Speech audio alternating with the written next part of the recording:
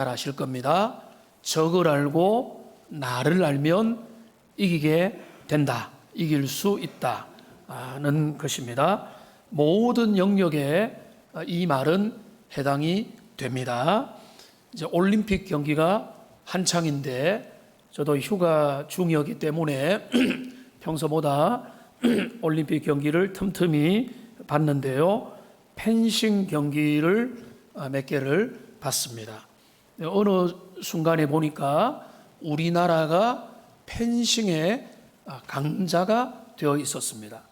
그 펜싱과 관계없는 나라라고 여겨졌는데 우리나라가 강자가 되었는데, 근데 이제 한 기사를 읽으면서 우리나라가 어떻게 펜싱계에서 강자가 될 수 있었는가라고 하는 그 내용에 대한 정보를 얻게 되었습니다. 이번에 금메달 하나, 은메달 하나, 동메달 3개인가를 이렇게 수확을 했는데요. 이 펜싱은 유럽의 사람들의 전유물이었습니다. 근데 유럽의 그 사람들이 아주 어릴 때부터 칼을 잡고 그 팔놀림이 워낙 유연하게 준비가 되고 체격 조건도 좋기 때문에 그들이 압도적으로 잘 해왔는데, 근데 우리나라는 출발이 좀 늦다는 겁니다. 그들이 어릴 때부터 출발하는 반면에 우리나라의 펜싱은 주로 중학생 이상 때부터 시작을 하니까 이 손놀림을 당해낼 수가 없는 그런 한계가 있다는 거죠. 그래서 우리나라 이 여러 전문가들과 많은 사람들이 생각을 해서 어떻게 하면은 그 한계를 극복할 수 있을까라고 생각한 게, 그러면 이제는 손으로 안 되면 발로 승부를 걸자. 이래서 우리 펜싱 선수들이 반발 빠르게 앞으로 가고 뒤로 나오면서 그 손에 좀 부족한 부분들을, 약점을 정복하기 시작했고, 그래서 드디어 세계 펜싱계의 강자로 올라서게 되었다고 하는 그런 기사였습니다. 우리는 아직도, 저도 이 점수가 어떻게 나며 종목이 3종목이나 되는데 어떤 종목이 뭔지도 잘 모르지만은, 그러나 조금씩 알아가면서 우리나라가 어떻게 이 펜싱을 좀 잘할 수 있게 되었는가라고 하는 그런 면에서도 지피지기면 백전백승이다라고 하는 그 원리가 그 영역에 적용이 되었다는 것을 알게 되었습니다. 운동 경기만 그런 것이 아니라 우리의 삶의 모든 영역에도 지피지기해야 됩니다. 적을 알고 나를 알면 맞설 수 있고 승리할 수 있는 겁니다. 그런데 그 모든 영역도 중요하지만은 우리의 삶의 영적인 영역, 신앙생활에 있어서 지피지기하는 것, 나를 알고 적을 알고 하나님을 알고 세상을 알고 어떻게 세상을 이길 수 있는가를 제대로 아는 것이 너무나 중요하다는 것입니다. 오늘 요한 1서를 살피는 마지막 시간입니다. 이 마지막 시간에 요한의 편지의 결론을 우리가 보면은요, 여기에 새로운 내용이 없습니다. 새로운 정보를 소개하지도 않고 새로운 영역으로 나가지도 않습니다.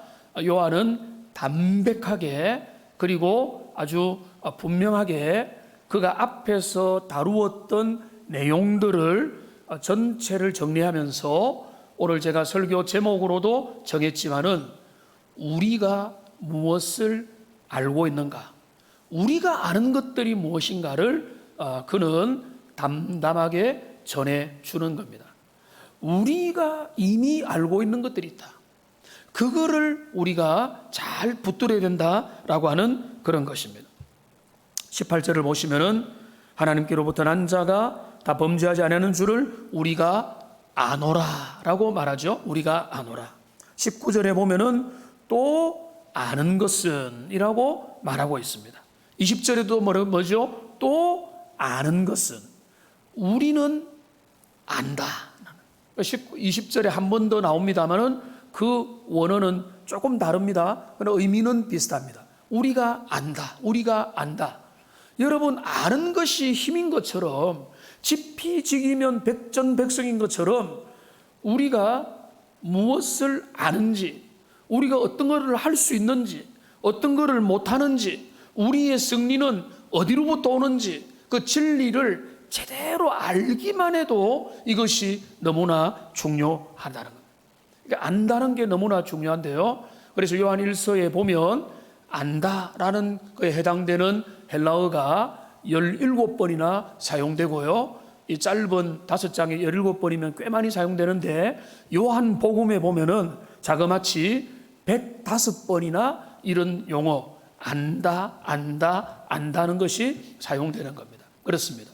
믿음은 알면서 출발하고 올바른 암, 진리를 알아가는 것, 그리스도를 알아가는 것, 나를 알고 세상을 알고 하나님을 알고 복음을 알 때 그 알미 내 것이 되고 체화될 때에 여기에서 승리가 나오게 되는 것입니다. 그러니까 우리가 신앙생활을 하면서 이 안다는 것이 너무나 중요한데요.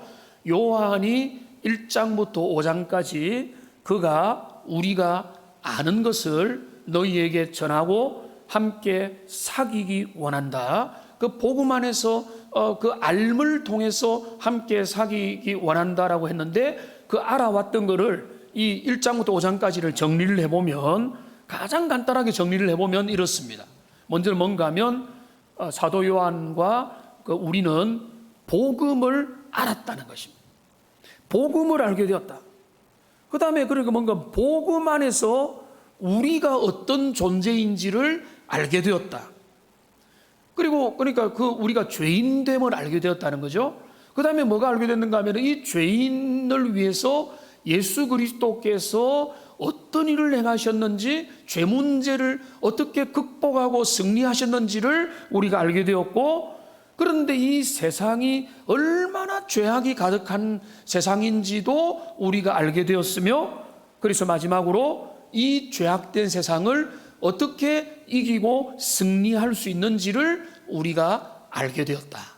이제 사도 요한은 이 부분을 1장부터 5장까지에 말했던 겁니다. 자, 복음이 뭐냐며, 우리가 누구며, 우리의 죄 문제를 주님이 위해서 어떤 일을 행하셨으며, 이 악한 세상 가운데서 그것이 우리에게 어떤 의미가 있느냐를 요한 1서를 통해서 계속해서 다양한 방면에서 정리를 해왔다는 것입니다. 그러니까 그거를 한마디로 말하면 세상을 이기는 승리의 방정식이 무엇이냐?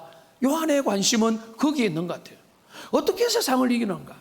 어떻게 이 죄악이 관영한 세상 가운데서 세상을 이기고 승리하며 세상의 노예 상태에서 벗어나서 참된 자유의 삶을 살아갈 수 있는가라고 하는 것들을 그가 말해왔고요. 오늘 결론에서 그는 새로운 영역에 들어가기보다는 그 결론에서 그 부분을 다시 한 번 더 정리하면서 우리가 알고 있는 것들이 얼마나 놀라운 것들인가를 너희가 기억하라 라고 하는 것을 말해주고 있는 것입니다. 오늘 18절부터 20절을 보면요, 여기 세 가지를 알고 있다라고 말하고 있습니다. 여러분 성경 공부를 잠시 해봅시다. 18절을 보시면은 하나님께로부터 난 자는 다 범죄하지 아니하는 줄을 우리가 안다라고 말했습니다. 하나님의 사람들은 범죄하지 않는 줄을 우리가 안다. 우리가 알고 있는 것 첫째는 뭡니까? 하나님의 사람들은 죄짓지 않는다. 19절에 보면 또 뭡니까? 또 아는 것은 우리는 하나님께 속해 있고 온 세상은 악한 자 안에 처한 것이라, 속한 것이라.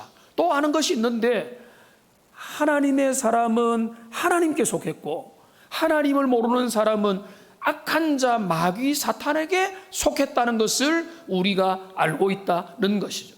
그 다음에 세 번째 뭡니까? 또 아는 것이 있는데 하나님의 아들이 이 땅에 와서 우리가 참된 자 그 아들을 알게 하셨고, 그리고 그 참된 자 그 아들 안에 우리가 거하여 있는 것을 우리가 안다라고 말하고 있는 거예요.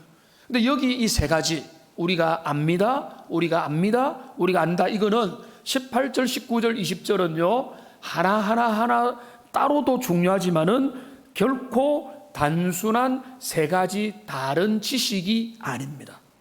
이 세 가지는 이 말씀을 잘 듣다 보면은 하나로 연결되는 것이고 이어지는 것입니다. 그러니까 이제 사도 요한이 우리는 이걸 안다, 이걸 안다, 이걸 안다라고 하는 말 속에 가로놓여 있는 중요한 질문과 그 대답은 뭔가 하면 세상을 어떻게 이길 것이냐, 어떻게 세상을 정복하고 다스리며 세상 가운데 하나님의 사람으로서 승리할 수 있느냐라고 하는 그 질문에 대한 사도 요한의 결론적인 대답이라고 볼 수가 있는 것입니다. 이 대답을 하나씩 차분하게 살펴보고자 합니다. 먼저 18절에 보면 우리가 아는 것 첫 번째는 뭔가 하면 하나님께로부터 난 자는 다 범죄하지 아니하는 줄을 우리가 안다라고 말했습니다. 여기 하나님께로부터 났다는 것은 성령으로 거듭났다는 것이고 하나님의 사람이고 중생한 신자라는 겁니다. 거듭난 하나님의 사람은 범죄하지 아니하는다, 죄짓지 않는다는 거죠. 그런데 뭐라고 했습니까? 다라고 했습니다. 다 죄를 짓지 않는다는 것은 예외가 없다는 거예요. 그러니까 죄를 지을 수도 있는 존재가 아니라 죄 짓지 않을 수 있는 존재로 하나님이 우리를 불렀다는 거예요. 하나님의 자녀들은 죄 짓지 아니한다.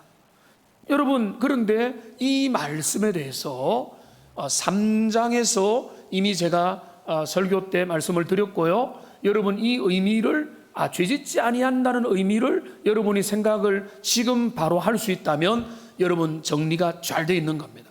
그런데 여러분 중에 속에서 당황하거나 반론을 제기하는 분들이 있다면 이 부분을 정리해야 됩니다. 우리가 죄인인데 어떻게 죄짓지 않을 수 있느냐, 왜 이 본문이 그것을 말하느냐라고 묻는다면 여러분 이 본문과 씨름을 해야 된다는 것입니다.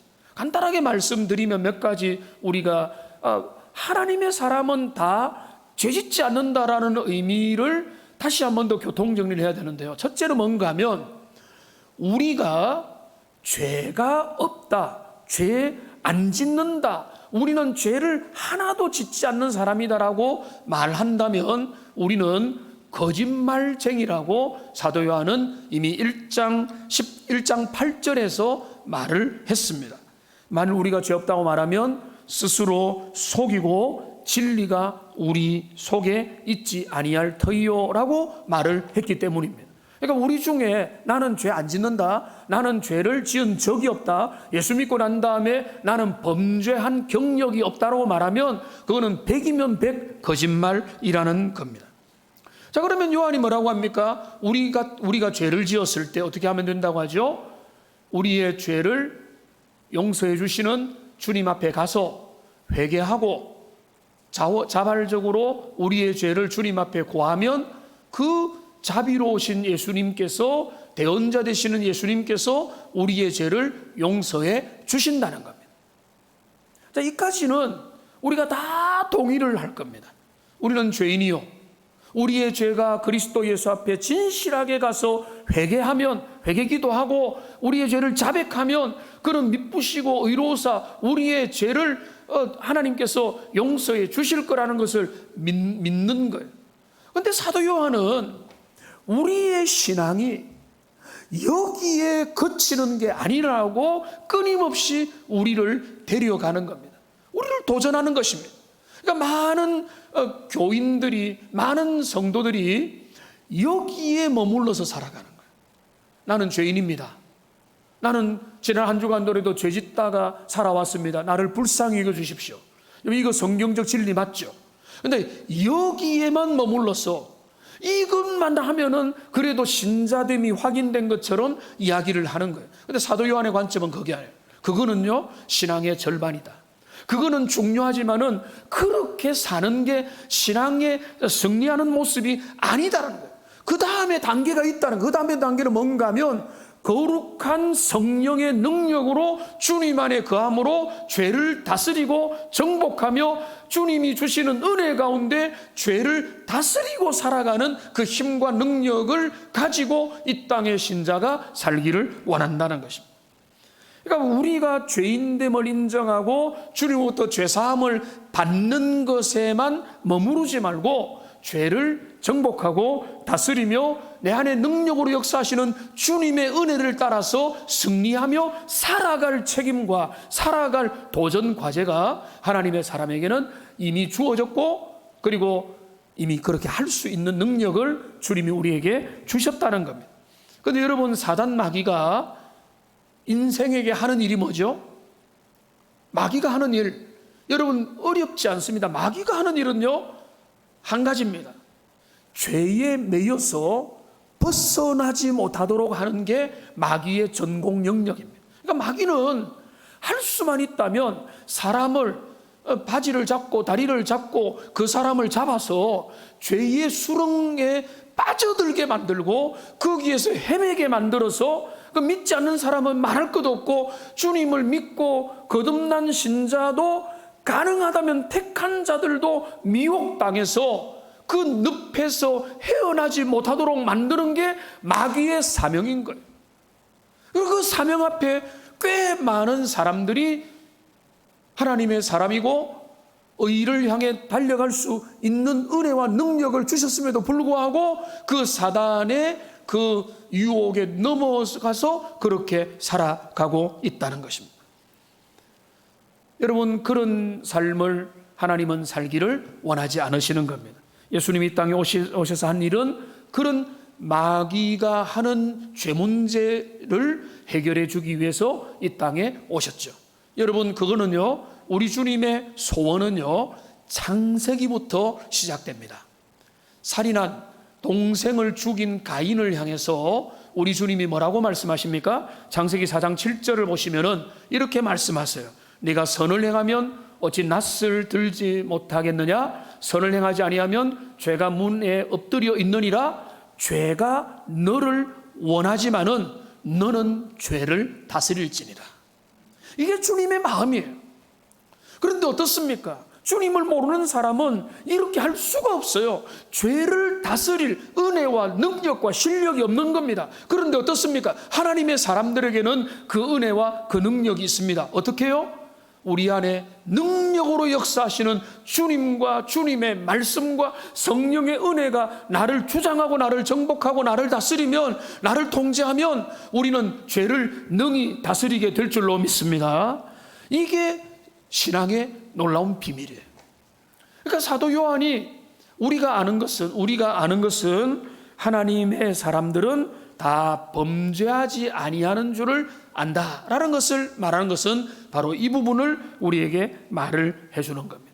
죄를 다스리는 능력, 죄와 싸우는 힘. 이전에는 죄와 싸울 수 없었고 우리를 노예되게 만들고 종되게 만들고 얽매이게 만들고 그 수렁에서 벗어나지 못하게 만들고 옴짝달싹 못하게 만드는 그런 데서 어떻게 할 바를 몰랐던 사람들이었지만은 예수님이 이 땅에 오셔서 그 문제를 해결해 주셨다는 거죠. 그게 3장에서 본격적으로 나오거든요. 빨리 3장으로 한번 가보시겠습니다. 여기 3장에 다시 우리가 보면 이전에 3장에서 말씀을 전했지만은 5절을 보시면은 예수님이 우리 죄를 없애려고 나타나셨다는 거예요. 예수님이 땅에 오신 거는 죄 문제 해결하기 위해서 오셨습니다. 그는 죄가 없으시죠. 그래서 예수님이 6절에 보면 그 안에 거하는 자마다 범죄하지 아니한다는 거예요. 주님 안에 거하면. 그리고 8절을 보시면은 죄를 짓는 자는 반대로 마귀에게 속한 거예요. 우리가 어렸을 때 들은 말 있죠. 누가 교회 안에서 이상한 일 하면은 마귀에게 쓰임 받는다 뭐 이런 말 하죠.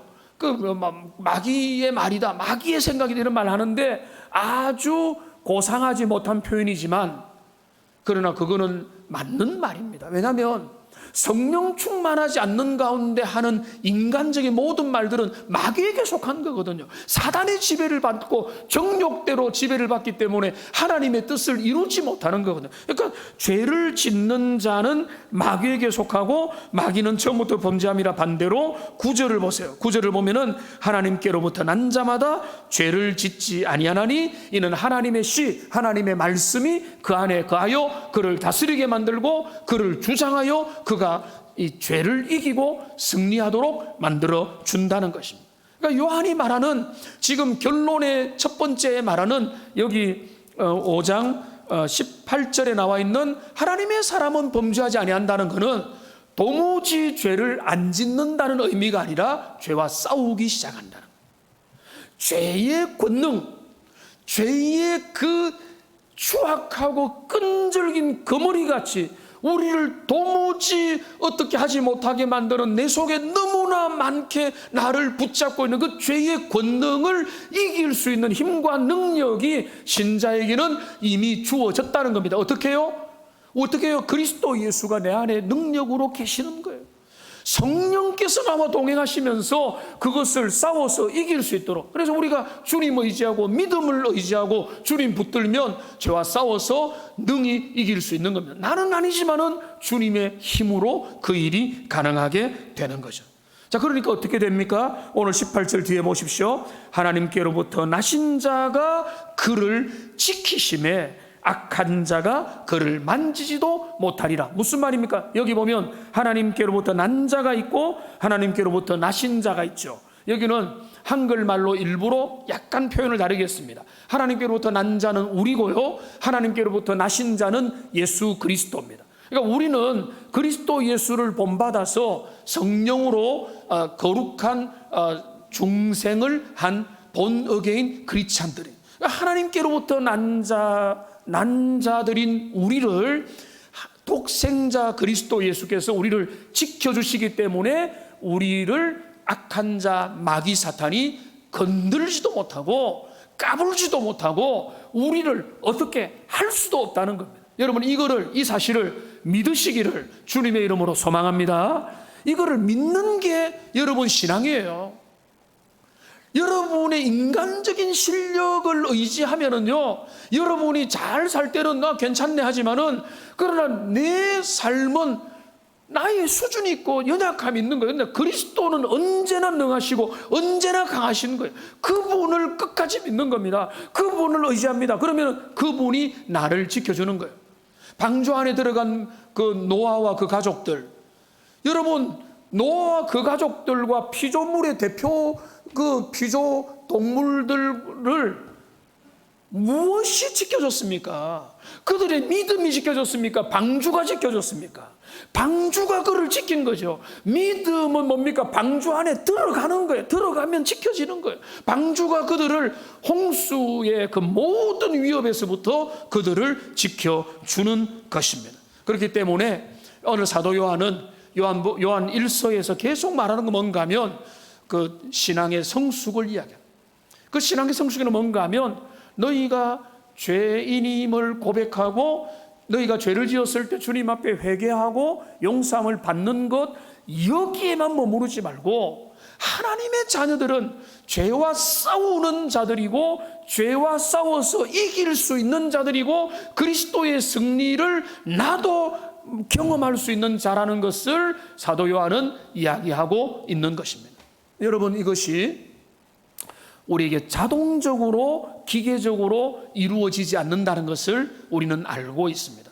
여기에 우리의 신앙의 성숙도가 있고 성령 충만의 수준이 있고 우리의 단계가 있는 것입니다. 그래서 여러분, 히브리서 12장 4절을 보면 히브리 기자는요, 이렇게 미숙한 신앙의 상태를 염려하며 이렇게 이야기를 합니다. 그러니까 거듭났지만 영적인 갓난 아이를 향해서 이렇게 말하는데요, 같이 한번 읽어보겠습니다. 너희가 죄와 싸우되 아직 피 흘리기까지는 대항하지 아니하고. 여러분, 이 본문을 보시면 미성숙한 자들의 특징이 뭔가 하면 죄와 싸울 수 있는 힘과 능력과 담대함과 믿음이 없는 거예요. 그러니까 갓난 아이가 여러분 악당을 못 지를 수 있습니까? 위험을 회피할 수 있습니까? 자기 앞가림을 할 수 있습니까? 못하죠. 그러니까 영적인 어린아이들은요, 선악을 분별하지 못하고 진리와 거짓을 분별하지 못하며 위험을 회피하지 못하고 죄와 맞서서 싸울 수가 없는 거예요. 그러면 무슨 말입니까? 신앙이 성장한다는 건 뭔가 하면 죄와 맞서기 시작하는 거예요. 유혹에 맞서는 거예요. 마귀의 장난에 고분고분 넘어가지 않는 거예요. 그래서 하나님의 사람으로서 그 죄와 싸우고 나가는 것입니다. 여러분, 죄는 뭡니까? 여러분, 피상적으로 죄는 세상에 보이는 많은 범죄들이라고 말할 겁니다. 그러나 하나님의 사람 영적으로 점점 성장해 가면은 죄는 나의 밖에 있는 것도 죄고 마귀가 장악하는 세상의 모든 보이는 것들도 죄지만 진짜 죄는 내 안에 일어나는 것이다. 여러분, 무엇이었습니까? 내 안에 일어나는 모든 욕망들, 육신의 정욕과 안목의 정욕과 이생의 자랑이라고 하는 내 안에서 그 죄에 대해서 내 안에 생겨나는 그 욕망들이 나에게 있는 죄들이 아니겠습니까? 그러니까 죄와 싸운다는 것은, 범죄하지 않는다는 것은 내 안에 일어나는 그 죄악의 문제들을 앞에서 시시하게 넘어가는 것이 아니라 그 문제를 이제는 주님의 은혜와 권능으로 그 문제 앞에 싸우기 시작한다는 거죠.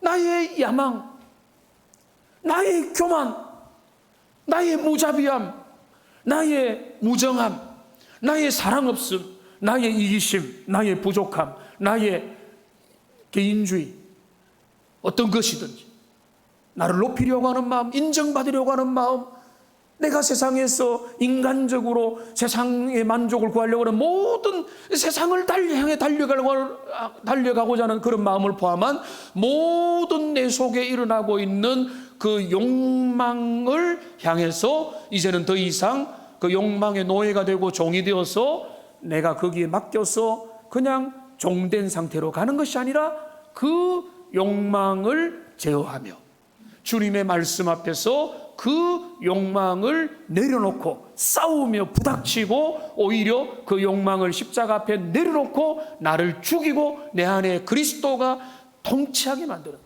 우리가 헌금을 드리고 우리가 헌신을 하고 우리가 예배를 드리는 것도 바로 그런 거잖아요. 나의 욕망을 주님 앞에 내려놓고 주님이 나의 왕이십니다. 나를 진짜 다스려주세요. 오늘날 왕 제도가 어디에 있습니까? 그러나 주님은 나의 왕이심을 내가 인정하고 내가 모든 주권을 주님께 양도하여 내 인생을 살 때 그게 바로 죄와 싸우고 하나님의 피조물된 본질을 이루어가면서 살아갈 수 있게 되는 것입니다. 그러니까 사도 요한이 말하는 것은 제일 중요한 첫 번째 결론으로 내리는 것은 뭔가 하면 우리는 알아야 된다. 여러분, 알아야 됩니다. 우리가 알고 있는 건 뭔가 하면 우리는 죄짓지 않고 살아갈 수 있다. 이거는 도대체 죄를 안 짓는다는 말이 아니라 죄와의 싸움을 벌이며 하나님의 거룩한 그 가치를 위해서 투쟁해 나가고 그 안에 주님의 능력과 성령의 은혜를 의지하여 날마다 주님과 동행하여 그 승리의 삶, 세상을 이기는 승리의 삶을 살아가는 것이다. 이거를 사도 요한이 결론의 첫 번째 부분에서 말하고 있는 것입니다. 우리가 알고 있다. 우리는 세상과 싸워서 싸울 수 있고 세상을 싸워서 승리할 수 있다. 왜냐하면 예수님이, 내 안에 계신 주님이 이미 세상을 싸워서 이겼기 때문이다. 이게 이제 첫 번째 내용이고요. 그 다음에 두 번째 알미 있습니다. 두 번째 알은 엄청 간단하지만 너무나 중대한 것입니다. 자, 19절을 같이 한번 읽어보겠습니다. 또 아는 것은 우리는 하나님께 속하고 온 세상은 악한 자 안에 처한 것이며. 여러분, 여기 두 번째, 자, 우리가 아는 것이 있다는 거예요. 우리가 아는 것, 세상은 모르는 것.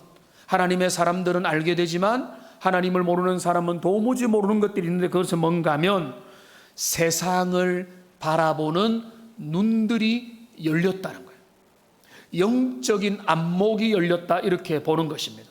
그러니까 세계관이 완전히 새롭게 형성되었다는 것. 세상을 보는 눈, 그게 바로 뭡니까? 세계관이죠. 월드 뷰입니다. 세계를 바라보는 관점, 창문, 그 시각, 이게 세계관인 겁니다.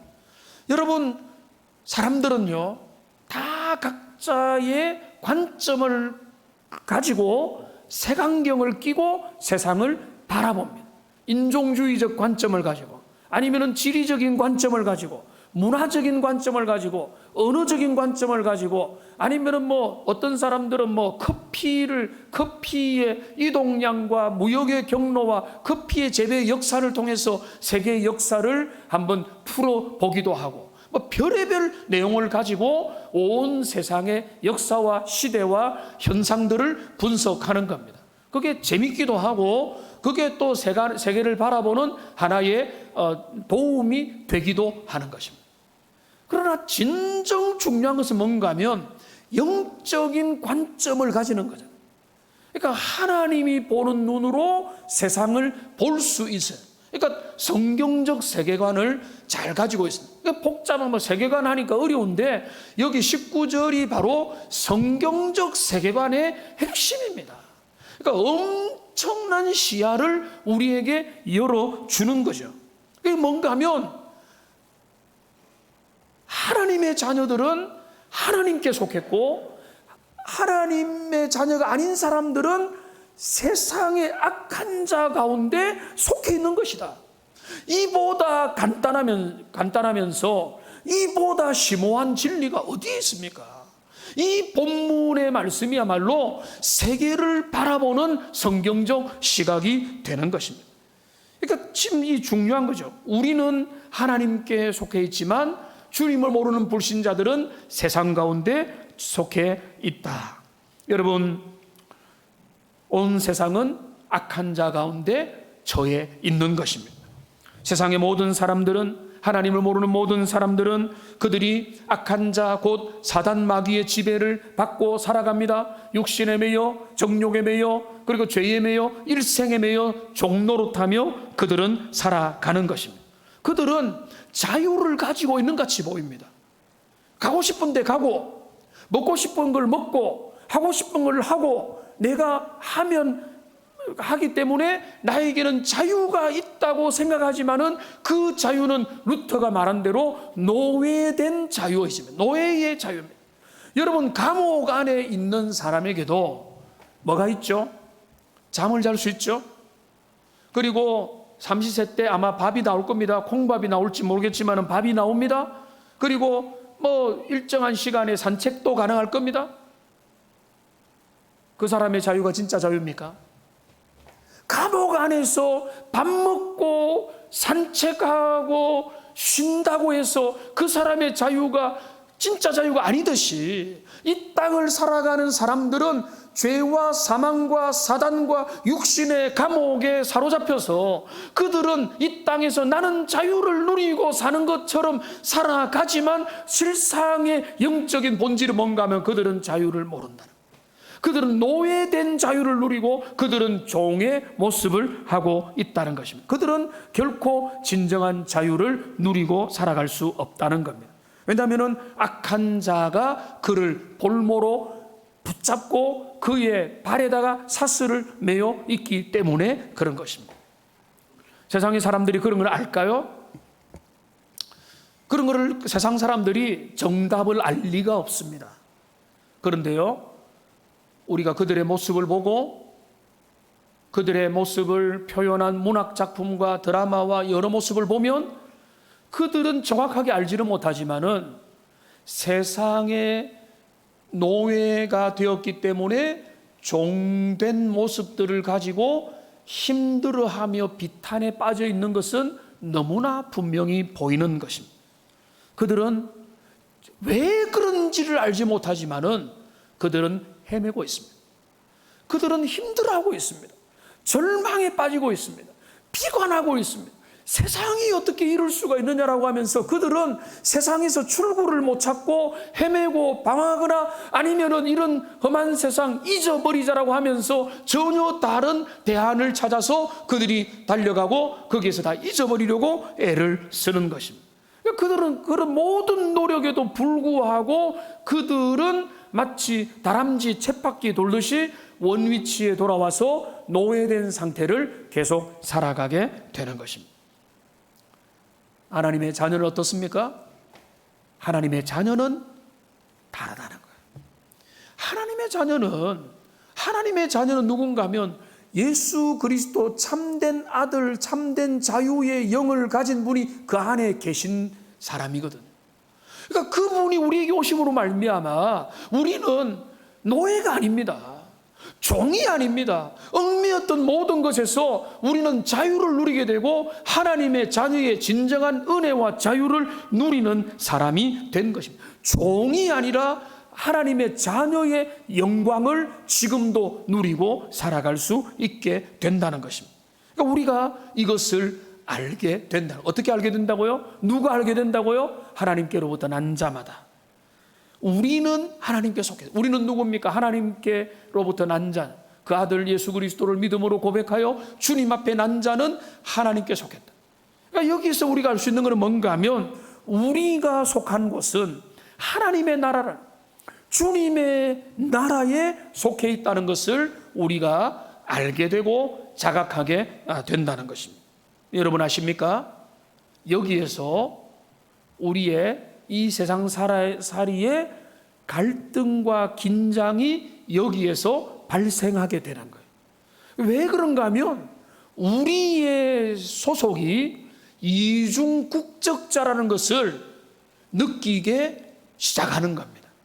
여러분 외국에 미국이나 선진국이나 여러분 뉴질랜드나 유럽이나 어디 가고 싶은 데 가면은 여러분 여행으로 일주일, 2주일 가면은 신나겠지만은 거기에 평생 이민 같다고 생각해봐요. 처음에는 좋은 것만 보이겠죠. 나중에는 뭡니까? 이민자로서의 이질감을 느끼면서 어떻게 이 정말 배척하는 배타적인 문화 속에서 적응할까 많은 사람들이 고민하잖아요. 우리가 이 땅을 살아가는 삶의 모습이 그렇다는 거예요.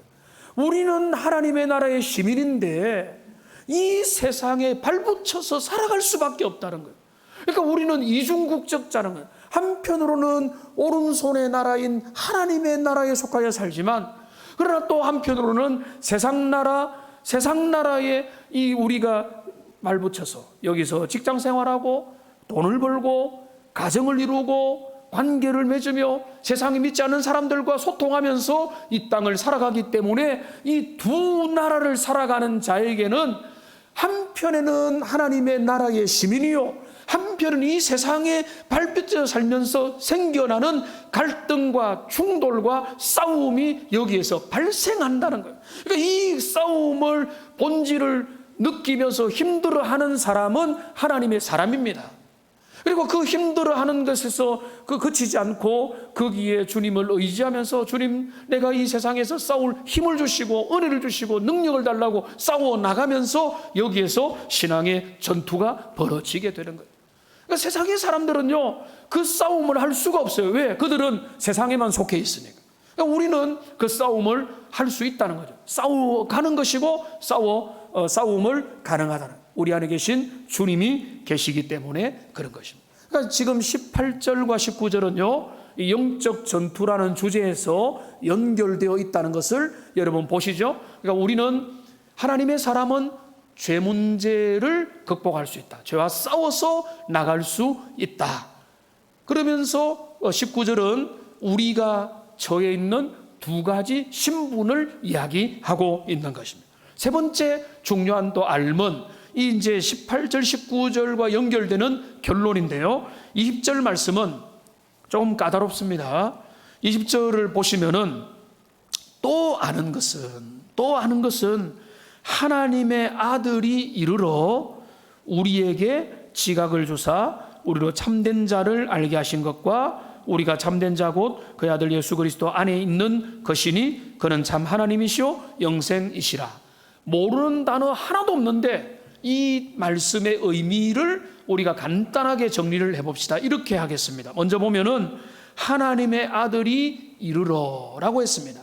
하나님의 아들이 오셔서 하나님의 아들이 이 땅에 오셔서 이 땅에 성육신하여 오셔서 자 하나님의 아들이 뒤에 보면은 참된 자로 나타납니다. 참된 자로 나타나고 하나님의 아들은 참된 자고 참된 자는 곧 하나님의 아들 예수 그리스도시고 예수 그리스도는 참 하나님이시고 참 하나님은 영생이신 겁니다.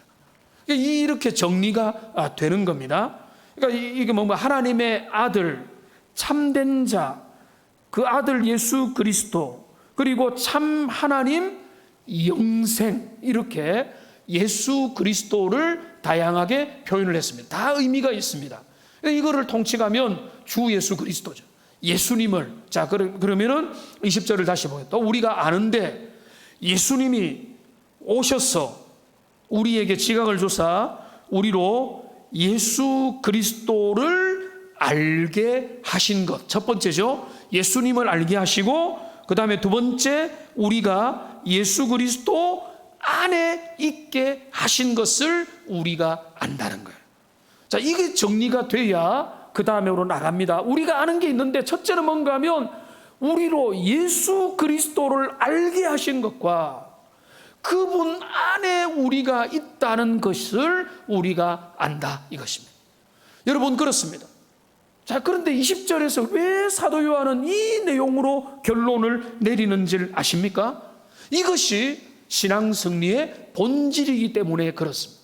여러분, 우리 인생에 지식들은 기쁨을 줍니다. 그래서 요즘에 뭐 올림픽을 보면서도 펜싱 경기의 스타일들도 확인하고 어떤 게 뭐가 있는지 확인도 하고 뭐 이런 것들을 확인하면 즐거움이 있죠. 몰랐던 것을 알아가면 여러분 거기에 알아가는 기쁨이 있는 것이죠.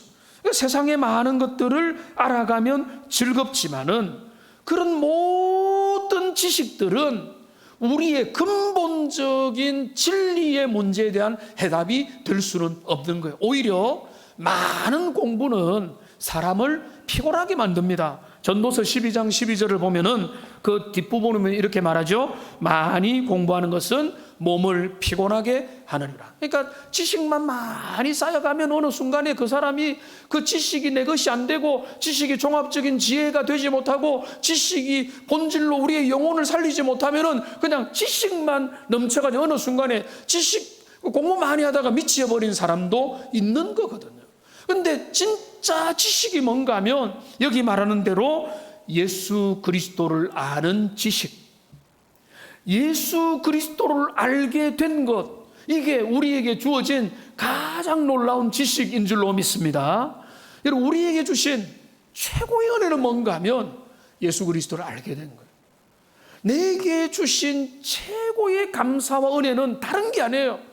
내가 뭐 먹고 사는 것, 이 땅에서 뭐 누리는 것, 그런 게 아니라 진정한 최고의 행복은 뭔가 하면 주 예수 그리스도를 아는 지식이 되는 것입니다. 사도 바울은 예수 그리스도라는 지식이 가장 고상하다고 고백을 했습니다. 그러니까 그는 이전에 알게 된 것, 그 모든 것들을 배설물로 여기고 주님만 아는 그것만으로 만족하고 기뻐했다는 겁니다. 그러니까 주 예수 그리스도를 아는 것, 그것이 우리에게 중요한데, 근데 마지막 또 중요한 건 뭔가 하면 그와 함께 또 하나 중요한 게 뭔가 하면 우리가 그 아들 예수 그리스도 안에 있는 것이다. 우리가 주님 안에 거하는 삶, 주님 안에 머물러 있는 삶, 주님과 동행하고 주님 안에 머무르고 주님이 나를 다스리고 내가 주님 안에, 주님이 내 안에 거하는 삶이 백전백승의 비결이다. 주님 안에 내가 거하면, 그러니까 내가 하나님의 자녀인 것은 확정이 되었다면 그렇게 자동으로 모든 걸 승리하는 게 아니라 주님이 내 안에, 내가 주님 안에 거할 때 죄를 이기고 승리하며 이 세상 가운데 승리하신 주님의 승리가 내 안에서도 이루어질 수 있는 것이다 라고 말하는 것입니다. 많은 사람이 좋아하는 구절이 있습니다. 빌립보서 4장 13절, 내게 능력 주시는 자 안에서 내가 모든 것을 할 수 있느니라. 화면에 띄워주세요. 여기 보면은 사람들은 대부분 뒷부분을 좋아해요. 내가 모든 것을 할 수 있느니라. 여러분, 이 부분이 사실입니다. 그러나 그보다 더 중요한 것은 뭡니까? 전제 조건이에요. 뭡니까? 내게 능력 주시는 자 안에서, 그분 안에서, 주님 안에서, 주님 안에 거할 때에 너는 무엇이든지 구하라, 담대하라. 너의 뜻, 너가 그의 뜻대로 무엇이든지 구하면 이루어지리라고 우리가 살펴봤지 않습니까? 그러니까 우리에게 중요한 신앙 승리의 비결은요, 내가 주님을 알게 된 것과 주님이 내 안에 거한다는 것, 내 안에 주님이 거하시면은요 백전백승할 수 있는 것입니다. 이제 말씀을 정리하겠습니다. 사도 요한의 편지가 마무리되고 있습니다. 사도 요한은요 새로운 것을 이야기하지 않고 그는 이 편지의 결론을 우리가 아는 것들이 무엇인지를 말하고 있습니다. 요한 공동체는요, 요한 시대의 교회는 여러 가지 신앙의 도전에 직면하고 있습니다. 거짓 복음이 등장했고 적 그리스도들이 등장하고 거짓된 가르침과 세상을 향해 달려가려고 하는 유혹들이 넘실거리는 시대 속에 사도 요한은 복음을 전했습니다. 복음이 이미 너희에게 주신 그 복음이 너희를 세상에서 이기게 하는 것이다. 다른 것이 필요한 것이 아니다. 다른 비법이 의미가 없다. 오직 복음, 너가 이미 받았던 그 복음 안에서 누리고 붙잡고 그분 안에서 너는 이 험악한 세상을 이겨나가라. 이 사도 요한의 결론이거든요. 이 결론은 오늘 우리에게도 똑같은 우리 시대 2000년이 지난 지금 우리의 시대도 유혹이 많고 세속주의가 넘실거리고 잘못된 가르침이 넘실거리는 시대 속에서 우리가 붙잡아야 될 것은 오직 복음, 주님 안에 머무르는 삶, 주님이 나를 다스리는 그 은혜가 내게 나타나면 나는 죽고 주님이 나를 다스리면 그것을 통해서 세상을 이기고 승리하게 되는 것입니다. 여러분 그 싸움을 싸워가십시오. 그 싸움을 지금 싸우십시오. 지금 여러분 주님과 동행하시고 내 안에 능력으로 역사하시는 그분의 수고를 따라 여러분들도 수고하며 믿음으로 그 길을 걸어가서 승리하는 복된 하나님의 사람들 다 되시기를 주님의 이름으로 축복합니다. 우리 기도하겠습니다.